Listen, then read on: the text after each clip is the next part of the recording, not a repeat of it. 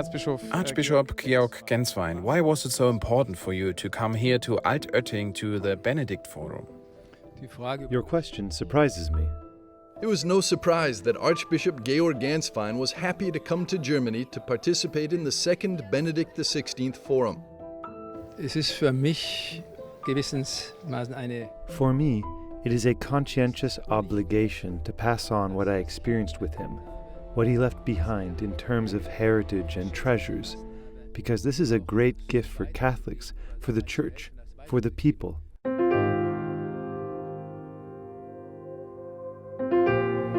A year and a half has passed since the death of Pope Benedict XVI.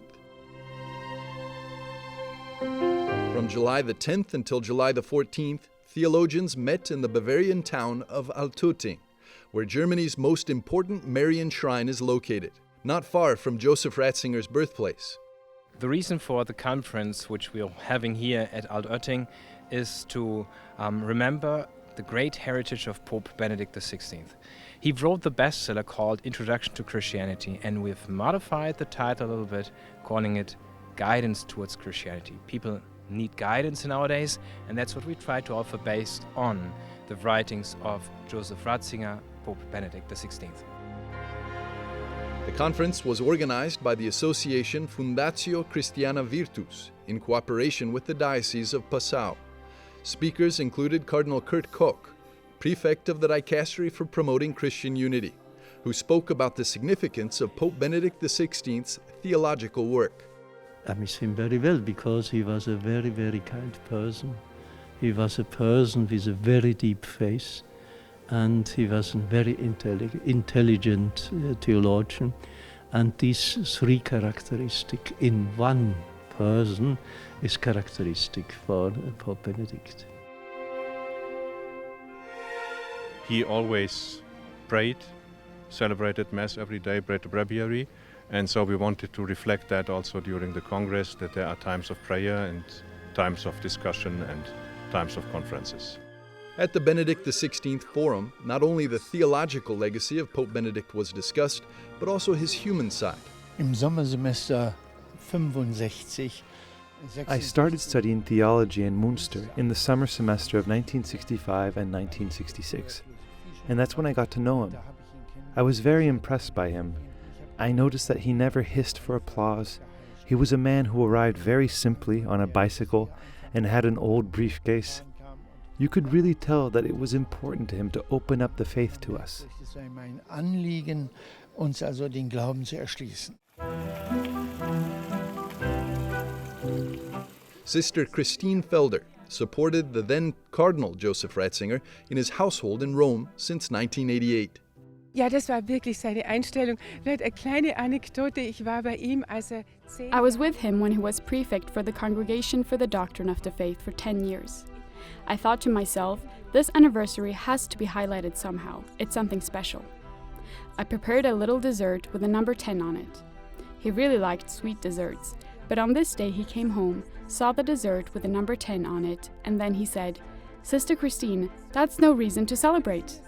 That really got to me, because he had really longed to be able to spend more time with his books and theology, without all the external pressures. Belastungen auch widmen zu können. Please take us back to that night when the white smoke came and Pope Benedict was elected. Were you in St. Peter's Square then? Nein, ich hatte es geahnt. No, but I had suspected it. My whole community was sitting in front of the TV. They came from Vespers and saw that the bells of St. Peter were starting to ring. I thought I wouldn't be able to make it to St. Peter's Square. I was the only one who stayed at home and sat in front of the TV. You won't believe it. The cardinals come out, the announcement follows. Cardinal Protodeacon Jorge Arturo Medina begins and says the name Josephum. And at that moment, we had a power failure in our house, and I didn't hear the surname. Den Radio aufzudrehen, bis ich das organisiert hatte ich schon einen Anruf von einer alten Dame in Vorarlberg. Then I ran to find a radio. By the time I finally found a radio, I had already received a call from an old lady from Austria. And then it was clear to me that it was Joseph Ratzinger. Und dann war es mir klar, es ist Joseph Ratzinger. Nachdem Papst Benedikt zurückgetreten ist, After Pope Benedict resigned, did he change? He had previously said that he was tired, that he no longer had any strength. Was he bitter and disappointed? Nein, also verbittert. No, he wasn't resentful or disappointed in any way. I never saw him like that. Basically, he was a person whom I experienced in all phases of his life, from 1988 to the end, with great peace and contentment, or perhaps I should say, with great trust in God. Besser sagen, ein großen Gottvertrauen.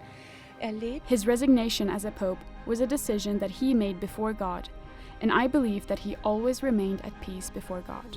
Dass es gemacht hat. The organizers and also the participants of the Benedict XVI Forum are convinced that Benedict XVI still has a lot to say today. Oh, there are several of his works that remain. They are surely reread in the next years to come. And there is his great testimony, his life, as he was a person who believed deeply in God and who tried to do the will of God in all the different circumstances that he did not look for, but that were given to him.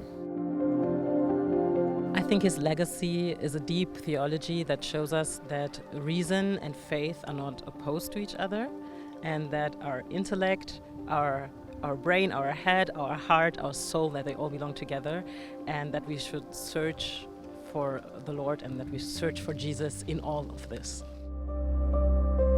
Even though Benedict XVI spent the last years of his life in seclusion as Pope Emeritus, people have not forgotten him.